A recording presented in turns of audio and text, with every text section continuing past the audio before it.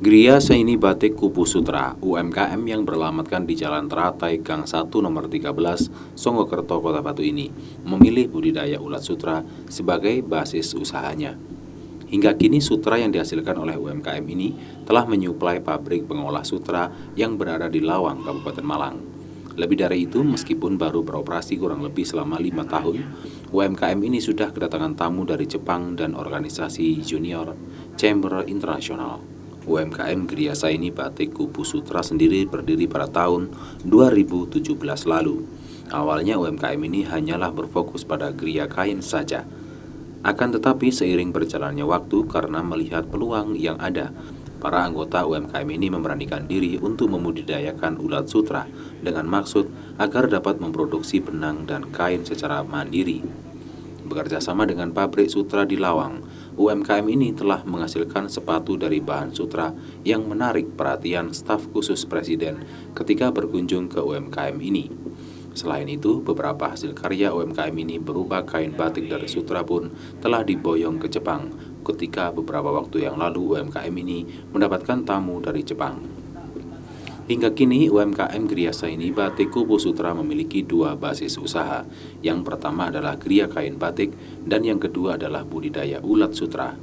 Pada awal berdiri UMKM ini beranggotakan sekitar 50 orang anggota, akan tetapi seiring berjalannya waktu mengalami pengurangan.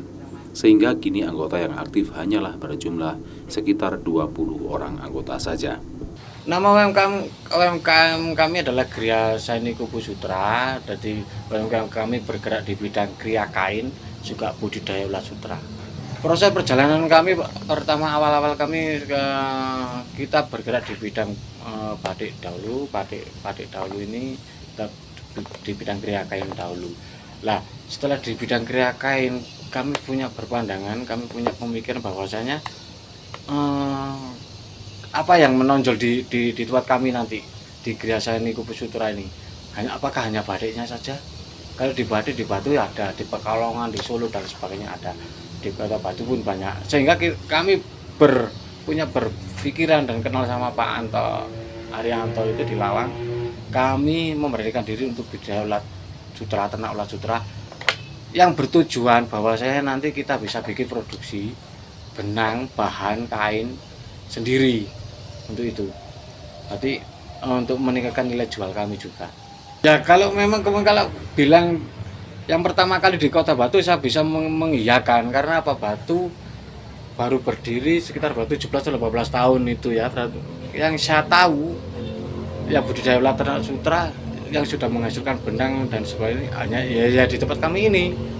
Kalau saya berbicara Kota Batu, saya tidak tahu kalau masih belum lepas dari Kabupaten Malang, saya nggak tahu.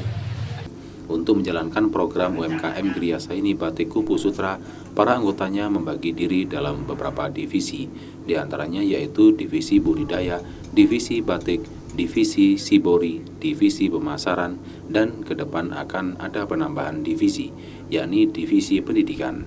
Dari Kota Batu, Venancio Deus ATV melaporkan.